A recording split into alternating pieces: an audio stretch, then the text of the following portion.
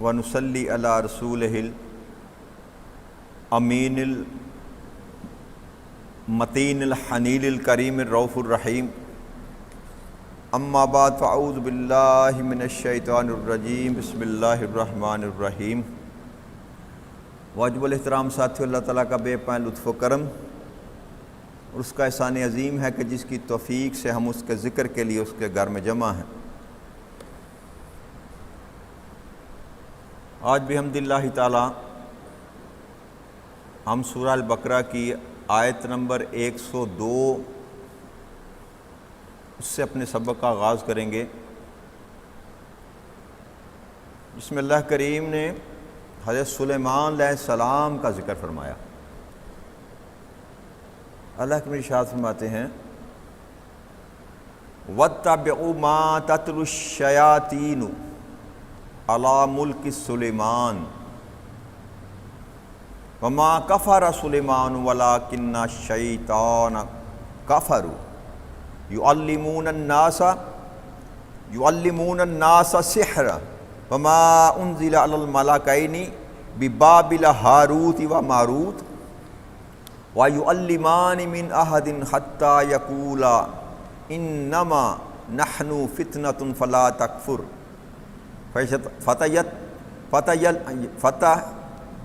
فَيَتَعْلَمُونَ مِنْهُمَا مَا يُفَرِّقُونَ بِهِ بَيْنَ الْمَرْءِ وَزَوْجِهِ وَمَا هُمْ بِضَارِّينَ بِهِ مِنْ أَحَدٍ إِلَّا بِإِذْنِ اللَّهِ وَيَتَعَلَّمُونَ مَا يُضِرُّهُمْ وَلَا يَنْفَعُهُمْ وَلَقَدْ عَلِمُوا لَمَنِ اشْتَرَاهُ مَا لَهُ فِي الْآخِرَةِ مِنَ الْخَلَاقِ وَلَبِئْسَ مَا شَرَوْا بِهِ أَنفُسَهُمْ لَوْ كَانُوا يَعْلَمُونَ۔ اللہ کریم نے ارشاد فرمایا وَاتَّبِعُوا مَا تَتْلُو الشَّيَاطِينُ عَلَى مُلْكِ سُلَيْمَانَ، کہ یہ اہل یہود جو تھے، بنی اسرائیل کی جو قوم تھی، یہ اس چیز کے پیچھے لگ گئی جو حضرت سلیمان علیہ السلام کے عہد حکومت میں شیطان پڑھا کرتے تھے۔ وَاتَّبِعُوا، اس کے پیچھے لگ گئے، مَا تَتْلُو الشَّيَاطِينُ، جو شیطان پڑھا کرتے تھے، جو شیطان پڑھا کرتے تھے حضرت سلیمان علیہ السلام کے دور حکومت میں، حضرت سلیمان علیہ السلام کے ملک میں۔ وَمَا كَفَرَ سُلَيْمَانُ، حالانکہ سلیمان علیہ السلام نے کوئی کفر نہیں کیا تھا، کوئی کفر نہیں کیا تھا۔ کَفَرُوا يُعَلِّمُونَ النَّاسَ السِّحْرَ، بلکہ کفر تو شیطانوں نے کیا تھا، کفر تو شیطانوں نے کیا تھا۔ اور کیا کفر کیا تھا؟ يُعَلِّمُونَ النَّاسَ السِّحْرَ، وہ لوگوں کو جادو سکھاتے تھے، وہ لوگوں کو جادو سکھاتے تھے۔ تو یہاں تک اللہ کریم نے 3 باتیں جو ہیں نا وہ ان کا ذکر فرمایا۔ ایک تو یہ پہلی بات یہ کی کہ یہود اس چیز کے پیچھے لگ گئے تھے جو سلیمان علیہ السلام کے عہد میں شیطان کیا کرتے تھے۔ کون کیا کرتے تھے؟ شیطان کیا کرتے تھے۔ اور پھر یہ فرمایا کہ سلیمان علیہ السلام نے کوئی کفر نہیں کیا تھا، سلیمان علیہ السلام نے کوئی کفر نہیں کیا تھا۔ تو کفر کنہوں نے کیا تھا؟ کفر ان شیاطین نے کیا تھا جو لوگوں کو جادو سکھاتے تھے، جادو سکھاتے تھے۔ تو اس آیت کریمہ کے حصے سے اللہ کریم نے 2 ٹوک الفاظ میں یہ بات بتا دی کہ جادو جو ہے وہ کفر ہے، جادو جو ہے وہ کفر ہے۔ اور اس آیت کریمہ کی جو شان نزول ہے نا وہ یہ ہے کہ یہود جو تھے نا، بنی اسرائیل، وہ حضرت سلیمان علیہ السلام کو اللہ کا نبی نہیں مانتے تھے، وہ اللہ کا نبی نہیں مانتے تھے۔ وہ کہتے تھے یہ جادوگر تھے، اور جادو کے زور پر انہوں نے ہم سے حکومت کی، جادو کے زور پر انہوں نے ہم پر۔ حضرت سلیمان علیہ السلام کے دور میں جادو جو تھا بہت زیادہ تھا، جیسے مصر کے دور میں جادو تھا نا، سلیمان علیہ السلام کے دور میں بھی بہت جادو تھا، بہت جادو تھا۔ تو سلیمان علیہ السلام نے کیا کیا کہ ان کے جتنا جادو کا ان کا علم تھا نا، جو کتابیں، جو ان کے مؤلفات، جو کچھ ان کے پاس تھا، وہ سارے کا سارا اکٹھا کر کے تو جس جگہ پر آپ کی سلطنت کا تخت تھا نا، کرسی تھی نا، اس کے نیچے دفن کر دیا، اس کے نیچے دفن کر دی، یعنی کہ آپ نے اس جادو پر پابندی لگا دی، اور اس جادو کے جتنے بھی محل تھے نا، جو کچھ بھی لکھا پڑا تھا ان کے پاس، وہ سارے کا سارا پکڑ کر اپنی کرسی کے نیچے دفن کر دیا۔ تو جب سلیمان علیہ السلام دنیا سے رخصت ہوئے نا، تو وہ شیاطین جو تھے جو یہ کام کرتے تھے، وہ خود تو اس کے پاس نہیں جا سکتے تھے، انہوں نے اہل یہود کو استعمال کیا، انسانوں کو استعمال کیا، اور اس کرسی کے نیچے سے وہ دفن کیے ہوئے جادو کے جو معاملات ہیں اس کو نکال لیا، اور پھر جادو کے پیچھے لگ گئے، جادو کے، اور دین کو چھوڑ دیا، دین کو چھوڑ دیا۔ تو کہتے یہ تھے کہ یہی وہ جادو ہے جس کی بنا پر سلیمان ہم پر حکومت کیا کرتے تھے۔ کوئی اللہ کے نبی نہ تھے، کوئی اللہ کے نبی، اللہ کریم اس آیت کریمہ سے رد کر رہا ہے، اور یہ نبی اکرم صلی اللہ علیہ وسلم کے آنے تک یہی یہود جو تھے نا اس بات پر قائم تھے کہ سلیمان علیہ السلام کوئی اللہ کے نبی نہ تھے، وہ محض جادو کے زور پر جو نا ہم سے یہ سارے کام کیا کرتے تھے۔ جنات ان کے قابو میں تھے، ہوائیں ان کے سحر میں تھی، پرندوں سے وہ باتیں کرتے تھے، ساری مخلوق پر ان کی حکومت تھی۔ تو اس کا سبب جو تھا وہ نبوت نہیں، وہ جادو تھا وہ۔ تو اس آیت کریمہ سے اللہ کریم نے اس بات کی نفی کی، اور آقا کریم صلی اللہ علیہ وسلم نے آ کر یہ بتایا کہ جو تم کہتے ہو نا کہ سلیمان علیہ السلام جو ہیں وہ شیطانی فعل کرتے تھے، جادو کرتے تھے، ہرگز ایسی بات نہیں ہے۔ سلیمان وما کفر سلیمان، سلیمان علیہ السلام نے کفر نہیں کیا تھا، مقصد کہ سلیمان علیہ السلام نے جادو نہیں کیا تھا، جادو تو وہ شیاطین کرتے تھے، اور کرتے کیا تھے؟ لوگوں کو جادو سکھاتے تھے، لوگوں کو جادو یہ بیک گراؤنڈ تھا اس آیت کریمہ کا کہ وہ سلیمان علیہ السلام کو جادوگر کہتے تھے۔ اللہ نے اس کی نفی فرما دی کہ جو میرا بندہ ہے وہ جادوگر نہیں ہوتا، میرا بندہ جادوگر، جو جادوگر ہے وہ میرا بندہ نہیں ہوتا۔ جی بات کلیئر ہوگی نا؟ اب ہم تو کوئی نہیں، کو جو جادوگر ہے وہ اللہ کا بندہ نہیں ہو سکتا، اور جو اللہ کا بندہ ہے وہ جادوگر نہیں ہو سکتا۔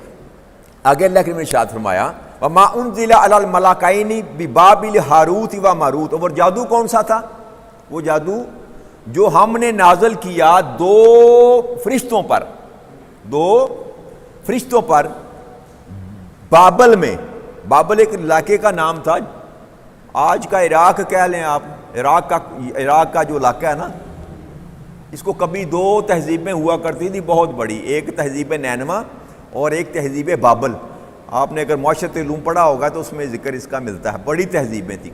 تو یہ بابل کی تہذیب تھی، بہت بڑا علاقہ تھا، تو بنی اسرائیل وہاں آباد تھے۔ تو اللہ کریم نے فرمایا کہ دو فرشتے میں نے وہاں اتارے تھے جن سے انہوں نے یہ سیکھا، تو وہ جو فرشتے جو تھے نا، وہ ہاروت اور ماروت، جس کا اللہ کے ذکر فرما رہے ہیں کہ جب آقا کریم صلی اللہ علیہ وسلم نے فرمایا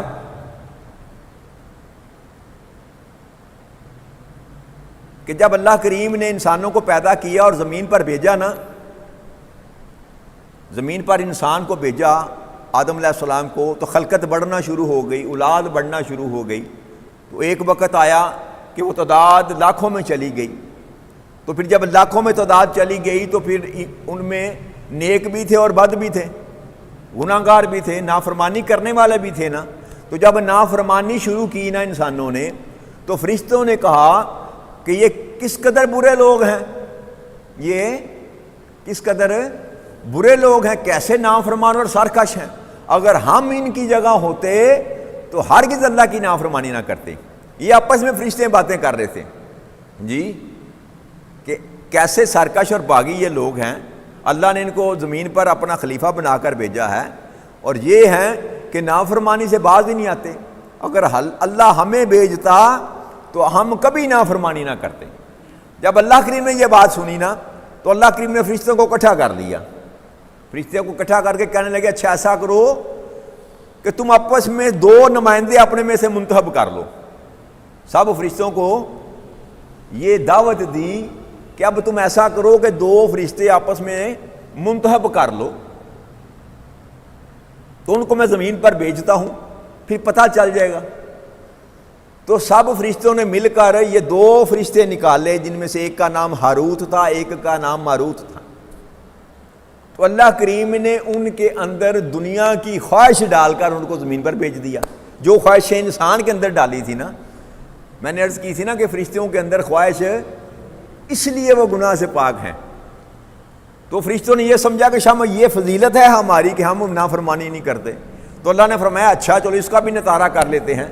2 فرشتے منتخب کیے، ان میں وہ ساری خواہشات جو تھی نا وہ ڈالی انسانوں والی، اور زمین پر بھیج دیا، زمین پر بھیج دیا، اور ساتھ یہ حکم دیا، ساتھ زمین پر بھیجتے ہوئے اللہ کریم نے فرمایا کہ تم پر تو میرا کوئی نبی نہیں آئے گا، اپنے بندوں کو تو میں اپنے نبیوں کے ذریعے پیغام بھیجتا ہوں نا، تو تم پر تو میرا کوئی نبی نہیں آئے گا، میرا پیغام ساتھ لے کر جاؤ، میرا پیغام ساتھ لے کر جاؤ۔ کیا کہ میرے ساتھ کسی کو شریک نہ کرنا، پہلا حکم یہ دیا، میرے ساتھ کسی کو شریک نہ کرنا، پھر زنا نہ کرنا، پھر شراب نہ پینا۔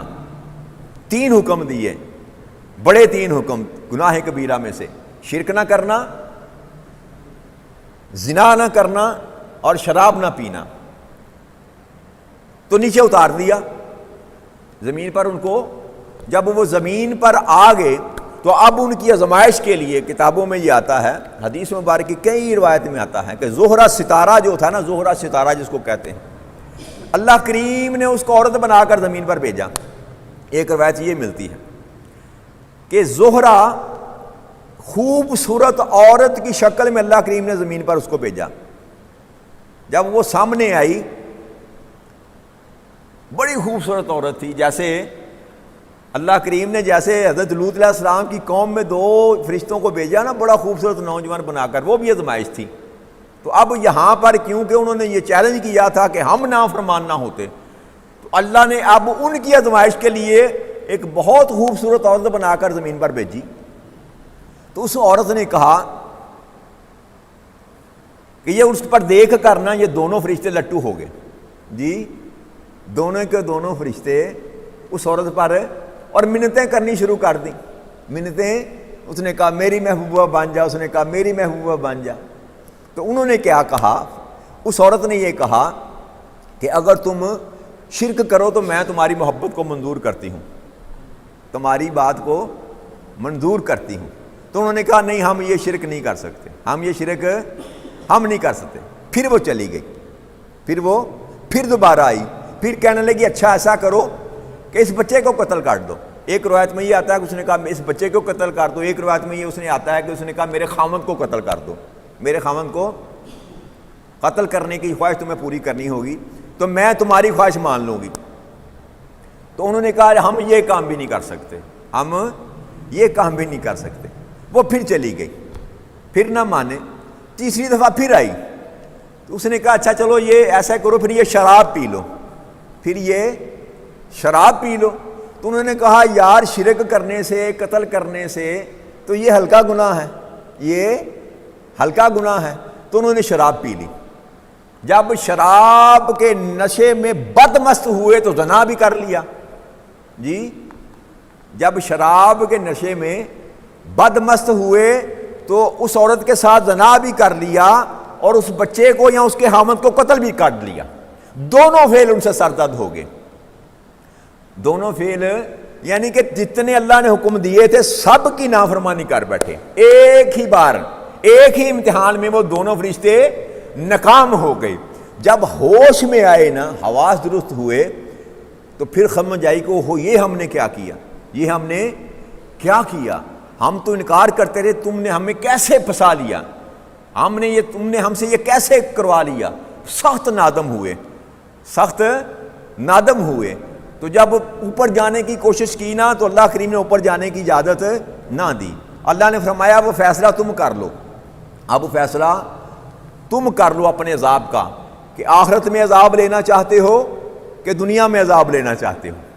یہ فیصلہ اللہ کریم نے یہ چوائس ان کو دے دی کہ اب چونکہ تم نے گناہ کیا ہے، میری نافرمانی کی ہے، اب عذاب تو تم پر ہوگا، اب فیصلہ تم نے کرنا ہے کہ دنیا میں عذاب لینا چاہتے ہو کہ کہ آخرت میں عذاب لینا چاہتے ہو، تو انہوں نے دنیا کا عذاب چن لیا، دنیا کا کہ ہم دنیا میں اپنی سزا بھگت لیتے ہیں، آخرت کی سزا ان کو علم تھا نا جی کہ آخرت کی سزا تو کبھی ختم، دنیا کی سزا تو ختم ہو جائے گی نا، یہاں پر اگر کسی کو قتل کیا تو اگر اس کو قتل کر دیا گیا تو وہ سزا اس کی برابر ہو گئی، پھر آخرت میں تو اس کا مواخذہ نہیں کیا جائے گا، تو انہوں نے دنیا کی سزا کو قبول کر لیا، اور اس کے بعد وہ بازار میں بیٹھ گئے جی، اسی بابل کی بستی میں بیٹھ گئے، اور لوگوں کو وہ جادو سکھاتے تھے، لوگوں کو وہ جادو سکھاتے تھے، اور ساتھ یہ کہتے تھے، روایت میں آتا ہے، حضرت ابن عباس کی بھی روایت ہے کہ ساتھ وہ کہتے تھے کہ یہ برا کام ہے نہ کرو، یہ اللہ کی نافرمانی ہے، یہ اللہ کی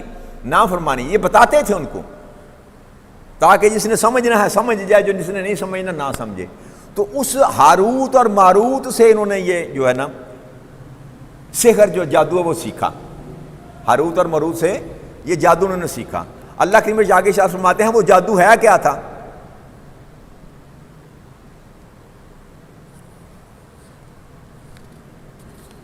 اللہ فرماتے ہیں وَمَا يُعَلِّمَانِ مِنْ أَحَدٍ حَتَّى يَقُولَ إِنَّمَا نَحْنُ فِتْنَةٌ فَلَا تَكْفُرْ، وہ دونوں کسی کو کچھ نہ سکھاتے تھے یہاں تک کہ کہہ دیتے کہ ہم تم محض آزمائش کے لیے ہیں، سو تم کافر نہ بنو۔ جو میں بات کر رہا تھا نا کہ وہ بتاتے تھے کہ یہ کام نہ کرو، یہ آزمائش کے لیے ہم زمین پر اتارے گئے ہیں، تم یہ کفر نہ کرو۔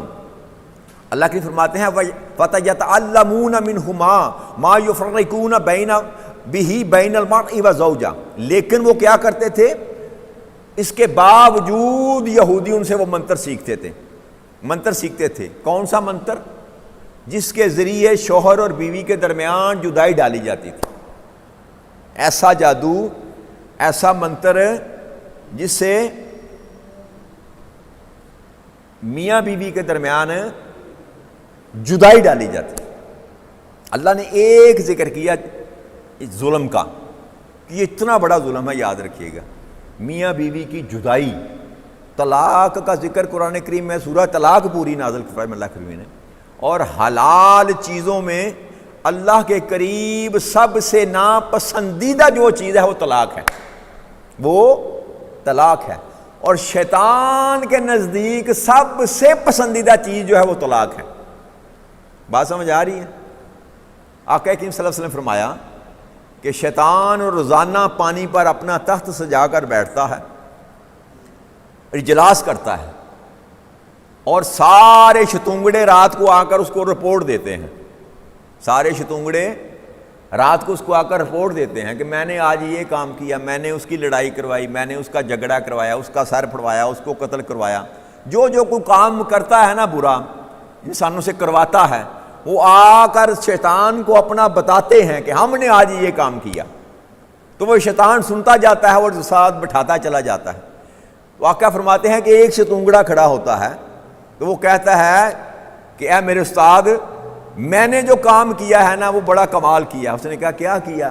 اس نے کہا میں نے آج ایک میاں بیوی کے درمیان طلاق کروا دی، میاں بیوی کے درمیان طلاق کروا دی۔ آقا کریم صلی اللہ علیہ وسلم فرماتے ہیں جب وہ یہ بات کرتا ہے تو فرشتہ اپنے تخت سے اٹھتا ہے، اٹھ کر جا کر اس کا ماتھا چومتا ہے تو کہتا ہے تو نے میرا سینہ ٹھنڈا کر دیا، تو نے میرا سینہ ٹھنڈا کر دیا۔ یعنی کہ اتنا برا عمل ہے یہ والا، میاں بیوی کے درمیان جدائی ڈالنا۔ یہ تو اللہ نے استارے میں بات کی نا، صرف میاں بیوی کی بات کی، اس کو بھائی بھائی پہ بھی اپلائی کریں، بھائی بھائی کے درمیان، بیٹے باپ کے درمیان، رشتہ داروں کے درمیان، دوستوں کے درمیان رکھنا ڈالنا، دوستیوں کو توڑنا، رشتوں کو توڑنا، تعلق کو توڑنا، یہ سارے کے سارے اسی حکم کے اندر آئیں گے۔ جو یہ کام کرتا ہے، جو بھی یہ کام کرتا ہے وہ کون ہے؟ وہ شیطان ہے۔ وہ اور کام کیا کر رہا ہے؟ کام وہ کافروں والا کر رہا ہے۔ اس کا یہ فعل کیا ہے؟ فعل کفریہ ہے۔ یہ قرآن کی نسخ سے میں بات کر رہا ہوں آپ سے کہ کسی کے رشتے کو توڑنا، توڑنے کی کوشش کرنا، یہ قرآن کی نص سے یہ فعل کفریہ فعل ہے، یہ اور شیطان کا کام ہے۔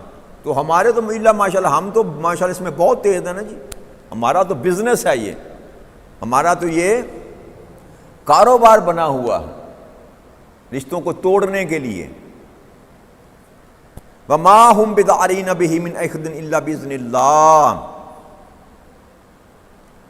حالانکہ وہ اس کے ذریعے کسی کو بھی نقصان نہیں پہنچا سکتے مگر اللہ ہی کے حکم سے۔ اللہ ساتھ یہ بھی کہتا ہے کہ کوشش تو وہ کرتے ہیں لیکن میرے حکم کے سوا پھر بھی وہ کسی کو نقصان نہیں پہنچا سکتے۔ اور یہ لوگ وہ چیزیں سیکھتے ہیں جو ان کے لیے ضرر رساں ہیں، انہیں نفع نہیں پہنچاتی نہ ہی انہیں وہ نقصان پہنچاتی ہیں۔ اور یہ یقیناً معلوم تھا کہ جو کوئی اس کا خریدار بنا اس کے لیے آخرت میں کوئی حصہ نہیں ہوگا، اور یہ بہت ہی بری چیز ہے جس کے بدلے میں انہوں نے اپنی جانوں کو بیچ ڈالا۔ کاش وہ اس سودے کی حقیقت کو جانتے کہ جن لوگوں نے یہ جادو ٹونے کو اپنا لیا، جادو ٹونے کو اپنا لیا، اللہ کریم فرماتے ہیں کہ یہ بہت ہی برا سودا ہے جو انہوں نے کیا ہے۔ کاش وہ جانتے، کاش وہ۔ تو آج ہمارے معاشرے میں کیا ہے جی، دو قسم کے لوگ ہیں۔ یہ تویز دھاگا جو کیا جاتا ہے نا، تویز دھاگا جس کو کہتے ہیں، اس کی شریعت میں کوئی گنجائش نہیں ہے۔ شریعت میں ٹوٹکا، ٹونا، تویز، دھاگا، اس کی شریعت میں کوئی گنجائش سرے سے نہیں ہے۔ یہ محض دکانداری ہے۔ کیا ہے؟ محض دکانداری ہے، اس کے علاوہ اور کچھ نہیں ہے۔ ظلم تو یہ ہے قرآن پہ فال نکالی جاتی ہے، اس قرآن کریم سے فال نکالتے ہیں لوگ، استغفر اللہ۔ آقا کریم صلی اللہ علیہ وسلم فرمایا کہ جو کسی حال بتانے والے کے پاس گیا، نجومی کے پاس یا فال والے کے پاس گیا، گویا اس نے جو قرآن مجھ پر یعنی کہ ذات محمد پر اتارا گیا اس قرآن کا انکار کیا۔ کیا کیا؟ اس قرآن کا انکار کیا۔ آقا کریم صلی اللہ علیہ وسلم فرمایا کہ جو بھی کسی جادوگر کے پاس گیا اس نے اس قرآن کا انکار کیا۔ اور نبی اکرم صلی اللہ علیہ وسلم کے دور میں یاد رکھیے گا، بلکہ نبی اکرم صلی اللہ علیہ وسلم کے دور کے بعد بھی 1.25 لاکھ صحابہ تھے، 1.25 لاکھ صحابہ تھے۔ کسی ایک صحابی سے یہ عمل ثابت قرآن میں شفا ہے، اس میں کوئی شک، لیکن قرآن تویز بنا کر دینے کے لیے نہیں اتارا گیا میرے دوستو۔ قرآن آقا کریم صلی اللہ علیہ وسلم کا معمول کیا تھا؟ آپ وظیفہ دیتے تھے جس کو ہم دعائیں کہتے ہیں نا، آپ نے فرمایا اچھا یہ دعا پڑھ لیا کر جی۔ میں نے آپ کو بتایا تھا کہ آقا کریم صلی اللہ علیہ وسلم خود موضعتین پڑھ کر اپنے بعد دم کیا کرتے تھے۔ دم ہی کہتے ہیں نا اس کو، دم کیا۔ بلکہ ایک حدیث مبارک میں کہ صحابہ اکرام صلی اللہ علیہ وسلم نے پوچھا کہ یا رسول اللہ صلی اللہ علیہ وسلم ہم دور جاہلیت میں دم کیا کرتے تھے تو کیا اب ہم دم کر سکتے ہیں؟ اب ہم دم کر سکتے ہیں؟ تو آپ نے فرمایا کہ ان الفاظ کے ساتھ تم دم نہیں کر سکتے جس میں شرک پایا جاتا ہو، جس میں شرک پایا جاتا ہو۔ اللہ کے کلام کے ساتھ دم کیا جا سکتا ہے اور یہ جائز ہے، اور آقا کریم صلی اللہ علیہ وسلم کے اعمال سے یہ ثابت ہے۔ باقی جو دندہ اپنا رکھا ہے نا، یہ وہ مسجد میں بیٹھا ہے تب، کوئی دربار میں بیٹھا ہے تب، کوئی بازار میں بیٹھا ہے تب، وہ سارے کا سارا میرے بھائیو دندہ ہے۔ وہ دندہ ہے اور گندا ہے، دندہ ہے اور گندا ہے۔ اگر تویزوں کی وجہ سے کسی کو بیٹے دیے جا سکتے ہوئے تو پھر نبی اکرم صلی اللہ علیہ وسلم کی زندگی میں یہ ملتا ہم کو کہ آقا کریم صلی اللہ علیہ وسلم نے کسی کو تویز دیا اور کہا جاؤ تیرے گھر بیٹا پیدا ہوگا۔ ابراہیم علیہ السلام جیسے سب سے بڑے پیغمبر جد امجد آقا کریم صلی اللہ علیہ وسلم کی اولاد نہیں ہو رہی تو کس سے دعا کی؟ رب حب لی من الصالحین۔ کس سے کہا؟ اے مولا مجھے کوئی نیک عطا فرما دے، میری نسل میں سے کوئی نیک پیدا فرما دے۔ کس سے التجا کی؟ کیا تویز کا کوئی وجود ثابت نہیں ہے میرے دوستوں؟ تویز کا کوئی وجود ہم اصل میں شارٹ کٹ چاہتے ہیں۔ ہم کہتے ہیں بنا بنایا کام بن جائے، پیر صاحب کو 500 روپیہ دے دیں، وہ تویز لکھ دیں، ہمارا کام چل جائے۔ یہ بازار میں لوح ملتی ہے نا، لے کے آتے ہیں، یہ 15 روپے کی، 30 روپے کی، 40 روپے کی، وہ قرآن کریم کے لکھے ہوتے ہیں حروف مقطعات، یہ دکان پہ لٹکا لیں تو دکان میں خیر و برکت ہو جائے گی۔ بھائی جس دکان پر پورا قرآن پڑا ہے کیا اس پہ خیر و برکت نہیں ہوگی؟ تو صرف مقطعات کے نام لکھ کر تو کہہ رہا ہے کہ تیری دکان اور گھر میں خیر و برکت ہوگی، تو تیرے گھر میں تو پورا قرآن پڑا ہے، پھر وہاں خیر و برکت کیوں نہیں ہے؟ قرآن کا پڑھا رہنا خیر و برکت کے لیے نہیں ہے، قرآن کو پڑھنا خیر و برکت ہے۔ قرآن کو، جس نے قرآن کو فراموش کر دیا یہ قرآن بد دعا دیتا ہے اس کو۔ جس گھر میں قرآن کی تلاوت نہیں ہوتی اس گھر میں یہ قرآن بد دعا دیتا ہے، اور جہاں یہ قرآن بد دعا دے گا وہاں خیر و برکت کیسے ہو سکتی ہے؟ لہٰذا ان ٹوٹکوں کے پیچھے نہ جائیں، ان ٹوٹکوں کے پیچھے، چاہے وہ داڑھی والا کرتا ہے یا بغیر داڑھی کے کرتا ہے، کلیتاً حرام ہے، یاد رکھیے گا۔ یہاں تو بیٹے تقسیم کیے جاتے ہیں، بیٹے تقسیم کیے جاتے ہیں۔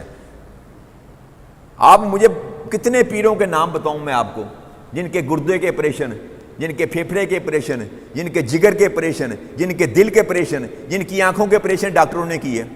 جی آپ کے علم میں نہیں ہے؟ کتنے پیروں کے نام بتاؤں؟ وہ اپنے دل کا آپریشن کر لو، اپنی آنکھوں کا نور ہی واپس لے آؤ، اپنے پیٹ کی دردی درست کر لو اگر تم اتنے صاحب کمال ہو۔ ارے قرآن اس لیے اللہ کریم نے نازل نہیں کیا کہ تم اس سے تویز لکھ کر اپنا کاروبار شروع کرو۔ تو جو بندہ تویز کا دھندا کرتا ہے نا میرے بھائیو، بات لمبی ہو جائے گی، ٹائم ہو گیا، جو بندہ تویز کا دھندا کرتا ہے نا، یاد رکھیے گا وہ وہی فیل کر رہا ہے جو یہودی کرتے تھے، جو یہودی کرتے تھے۔ اور یہ جادو کے مقابلے ہی سمجھ لیں اس کو۔ ہاتھ دکھانا کسی کو، ہاتھ دکھانا یہ بھی حرام ہے، ہاتھ دکھانا، قسمت کا حال معلوم کرنا یہ بھی حرام ہے۔ فال نکالنا، یہ طوطے لے کر جو بیٹھے ہوتے ہیں سڑکوں پر، فال نکالنا، جی میرا کاروبار چلے گا کہ نہیں، میرا بیٹا پاس ہوئے گا کہ نہیں، میری شادی ہوگی کہ نہیں، ایک کیا تماشا لگاتے ہیں محبوب آپ کے قدموں میں۔ محبوب اب اچھا پیر صاحب کے پاس جاتے کون لوگ ہیں؟ پیروں کے پاس جاتے کون ہیں؟ ساس جائے گی، کس لیے جائے گی؟ کہ میری بہو کا بیڑا غرق ہو جائے، جی بہو جائے گی کہ میری ساس کا کنڈا نکل جائے، ایسا ہی ہوتا کہ نہیں ہوتا؟ جی ماں جائے گی کہ بیٹا میرے قے میں نہیں ہے، میرا بیٹا میرے قے میں آ جائے، بیوی جائے گی کہ میرا خاوند میرے قے میں نہیں ہے۔ وہ ایک پیر ہے، وہ چاروں سے پیسے بٹور رہا ہے، چاروں سے پیسے بٹور رہا ہے، اور مسئلہ حل کبھی بھی نہیں ہو سکتا، یاد رکھیے گا۔ یہ تماشا رچا رکھا ہے ان لوگوں نے، ہمارے کمزور عقیدے سے یہ لوگ فائدہ اٹھاتے ہیں، کمزور عقیدے سے یہ لوگ فائدہ خدا کی عزت کی قسم کھا کر میں یہ بات آپ سے کہہ رہا ہوں، میں ذمہ داری کے ساتھ ہی آپ سے بات کہہ رہا ہوں، یہ محض دندے کے سوا اور کچھ نہیں ہے۔ پیر کے گھر دیکھیں اور مرید کا گھر دیکھیں، پیر کی زندگی دیکھیں کیا ہے، 2 لاکھ کا جوتا، 20 لاکھ کا جوڑا، 30 لاکھ کی گھڑی، 3 کروڑ کی گاڑی، اور مرید بیچارہ کیا ہے، قرض لے کر، پیسے لے کر جاتا ہے مرید پیر صاحب کو نذرانہ دینے کے لیے، پھر بھی اس قوم کو سمجھ نہیں آتی، پھر بھی اس قوم کو سمجھ نہیں آتی۔ علامہ اقبال نے کہا تھا نا کہ ہم کو تو میسر نہیں مٹی کا دیا بھی، ہم کو تو میسر نہیں مٹی کا دیا بھی، اور گر پیر کا بجلی کے چراغوں سے ہے روشن۔ تو ہمارے خون سے یہ پلتے ہیں، ہمارے خون سے، ہمارے خون پسینے کی کمائی سے یہ پلتے ہیں، تو خدا کے لیے خدا کا خوف کریں، ان کو مت پالیں، ان کو، کیا خدا آپ کی شارع کے قریب نہیں ہے؟ کیا خدا آپ کی بات کو سنتا نہیں ہے؟ اگر واسطہ ہی دینا ہے جو کل میں نے آپ کو بات کی تھی، تو کیا آپ پیغمبر مصطفیٰ کریم کا واسطہ دے کر رب سے بات نہیں کر سکتے، اس سے التجا نہیں کر سکتے؟ بیٹا چاہیے، بیٹی چاہیے، کاروبار چاہیے، رحمت چاہیے، برکت چاہیے، فضل چاہیے، تو میرے دوستو فقط اسی سے مانگو جو دینے والا ہے، اور وسیلہ اگر دینا ہے تو وسیلہ اس کا دو جس کا وسیلہ قبول کیا جاتا ہے۔ یہ ملا کا تویز کسی کام آنے والا نہیں ہے، ملا کا تویز خدا کی عزت کی قسم کسی کام آنے والا نہیں ہے۔ 100 بندے کو میں تویز دے دوں نا تو 1-2 کو تو ویسے ہی شفا ہو جائے گی۔ جی یہ ڈاکٹر مستقیم صاحب بیٹھے ہوئے ہیں نا یہاں پر، وہاں ختم کرتا ہوں، ڈاکٹر مستقیم صاحب یہ ڈاکٹر نہیں ہیں، جی یہ ڈاکٹر نہیں ہیں، ہزاروں لوگ اس سے شفا پاتے ہیں، جی ہزاروں لوگ اس سے شفا پاتے ہیں، تو کیا مطلب ہوا کہ شفا ڈاکٹر مستقیم دیتا ہے؟ جی شفا تو یہ کہنا جی اس نے تویز دیا تو میرا کام ہو گیا، تو یہ بھی جال سازی ہے۔ کام کرنے والی ذات اوپر ہے، وہ سبب تھا، وہ تیر تھا، وہ تکا تھا، وہ لگ گیا، بس اس کا نام روشن ہو گیا۔ اجتناب کریں، اللہ کے سوا کوئی آپ کا حاجت روا کائنات میں کوئی نہیں، اللہ نے سکھلایا ہی نہیں، پورے قرآن میں نہیں سکھایا، آقا نے سکھلایا کہ اللہ کے سوا کو حاجت روا دعا کروانا جائز ہے۔ آپ کا پیر ہے، مرشد ہے، استاد ہے، ماں باپ ہیں، ان سے دعا کروائیں، یہ جائز ہے۔ قرآن کا وسیلہ دیں، رسول کا وسیلہ دیں، اپنی عبادات کا وسیلہ دیں، اپنے اعمال کا وسیلہ دیں، یہ سارا کچھ جائز ہے۔ لیکن یہ تویز اور گنڈا اس کی شریعت محمدی میں کوئی گنجائش نہیں ہے، اس سے بچیں، خود بھی بچیں اور لوگوں کو بھی بچانے کی کوشش کریں۔ وما علینا الا البلاغ المبین۔ والسلام علیکم ورحمۃ اللہ وبرکاتہ۔